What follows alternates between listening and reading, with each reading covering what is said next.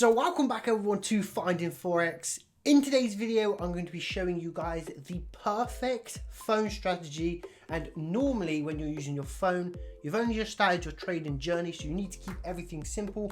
I'm going to be giving you tips, I'm going to be giving you a method, I'm going to be showing you how I've done it in the past to make some money inside the market. So without further ado, let's jump into the video. So this video was actually meant to be out like 2 weeks ago, but at the end of this video, I have some outtakes of that video. I didn't have my cameraman because, well, my girlfriend, because she was working, and it was very, very off the cuff. And you'll see at the end of it how bad it was. There was even a sock involved. It was that bad. But before we get into the actual video, if you guys are new, make sure you're subscribing to the channel, because not only will I be teaching you guys how to trade absolutely for free, but I'm also doing a £100 giveaway. If you want to enter that, all you're gonna have to do is subscribe to the channel and then leave a like on this video. I would also just like to point out that I actually have plenty of experience from trading from my phone.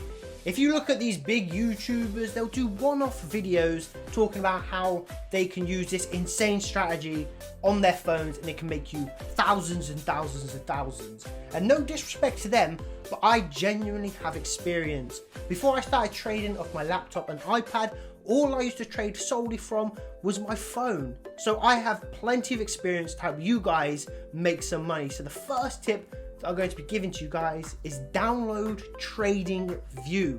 So if you're trading from MetaTrader 4 with Forex, or you're even doing stocks, this is by far the best thing to go with. Because if you're trading with MetaTrader 4, you're very restricted in how you can look at the markets, in the instruments that you can use inside those markets. So a good start to helping you guys make some money trading from your phone would be to download TradingView.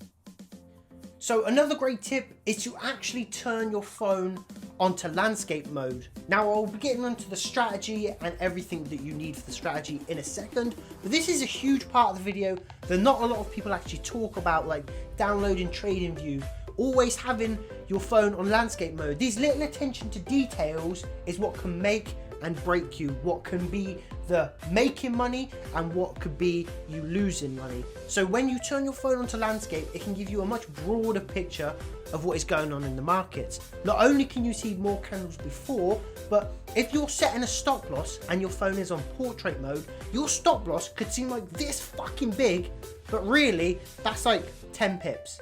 So you're thinking you need to tighten your stop loss because your phone's on portrait mode, when actually if you just turned it to landscape mode, your stop loss would have gone from about this big to about this big.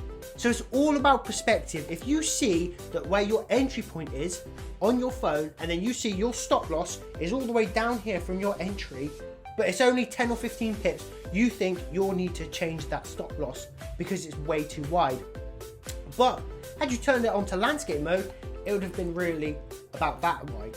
So you always want to make sure that you're changing your phone onto landscape mode, because it can give you a much broader, much better perspective of what is going on inside the markets. So my last tip before we get onto all the strategy is to keep everything simple. Because you're on a phone, everything is so much smaller. So keeping everything simple, not only as a beginner, but trading off your phone is an absolute must. If you've got 10 different instruments, like you've got RSIs, you've got moving averages, you've got Bollinger Bands, you've got your Fibonacci retracements, if you've got all of those things all at once, not only with all of that, but your support and resistance as well, your screen is going to be too cluttered and you're not going to know whether you should buy or sell. Had all of those been gone and out of the equation, you might have just thought, I'm going to buy this market, and it would have shot up into profit. So not only do you need to keep everything simple because it's good for your mental ability, it's also better because it gives you a clearer indication of where the market's going to go next, and you'll have less doubts in your ability.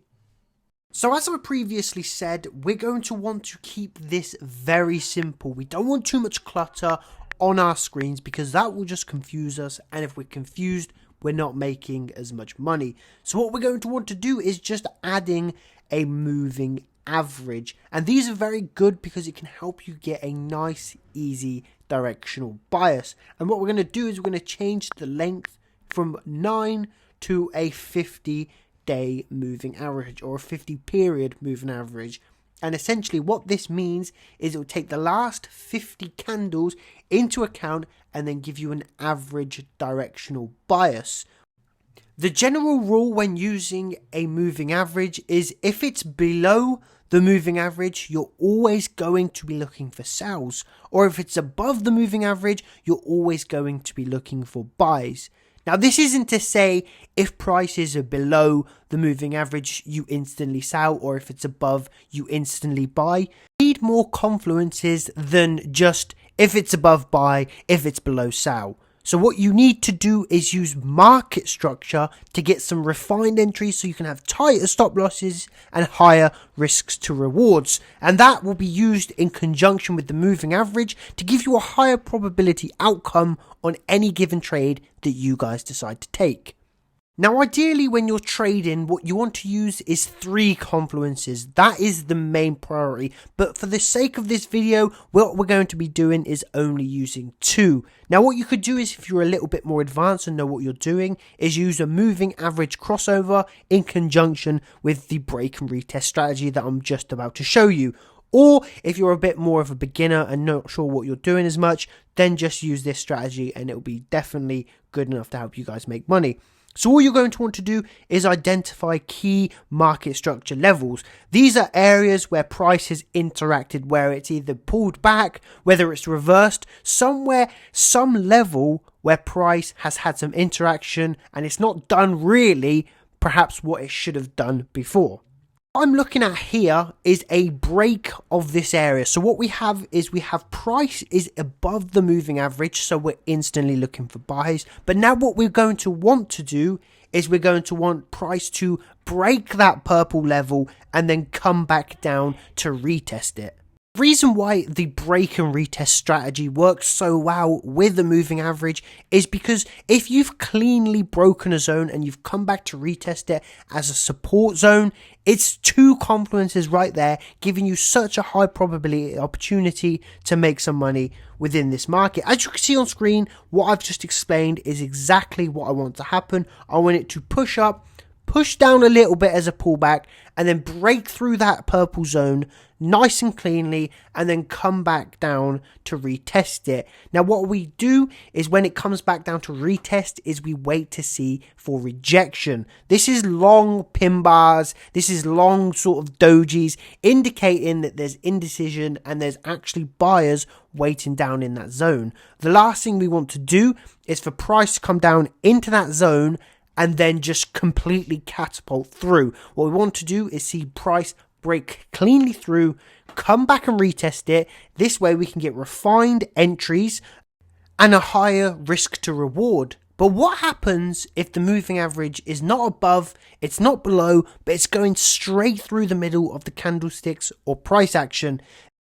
And in this case, and in any market consolidation case, we want to avoid it completely. What tends to happen if you're new to Forex is liquidity spikes, smart money, institutions, all building on their positions, and the way that they build on their positions and add to their huge positions is to stop you out because you're taking up liquidity that they need. All of this and liquidity and smart money concepts we'll go over later on when we've all got a bit more knowledge. But essentially what happens in a consolidated market is it's tightly compacted between a support and a resistance, and it just bounces between to and from those zones. And what happens is we get weird spikes, so many strange things happens, and this is just all sort of stuff that we want to avoid. We don't want to just give money away, we don't want to just lose money. So if it's consolidating and it's not going in any clear direction, we just want to absolutely avoid that market. So that has been the video. I know that there are so many more details and things that I could have gone over, but that is the general idea that you want to take away when trading from your phone. If you have any questions, just leave them in the comment section below and I'll get right back to you. But if the moving average is above price, so if the candlesticks are here and the moving average is here, all you're going to want to do is be looking for buys. And then the same if it is below, if the moving average is here, your candles are here, all you're going to be looking for is sells. And if your candlesticks are here and your moving average is going right through the middle. You don't want to trade that market. That is a consolidated market. Stay out of that. There is no directional bias. And what happens a lot in these consolidated markets is a lot of market manipulation, which I'll get onto in all of that. All will be covered on the channel. So if you are new, make sure you subscribe into the channel. If this did help you in any way, please leave a like. And if you still have questions on the topic, make sure you drop them down in the comment section below. But thank you all so much for watching. This is Luke, and I'm signing out. Peace.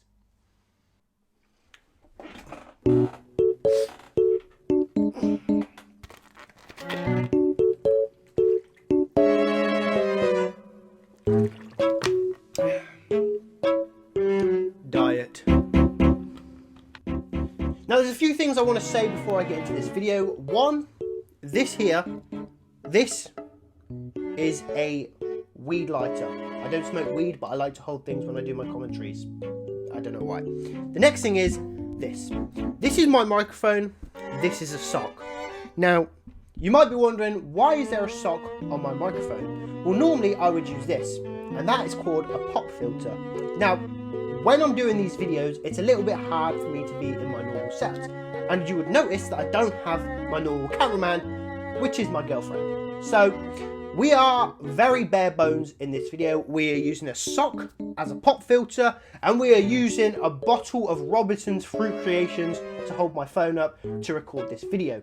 But also, you might be thinking that my eyes are very inflamed. And yes, they are. One, because I got a shocking night's sleep last night. And two, because it's now hay fever season.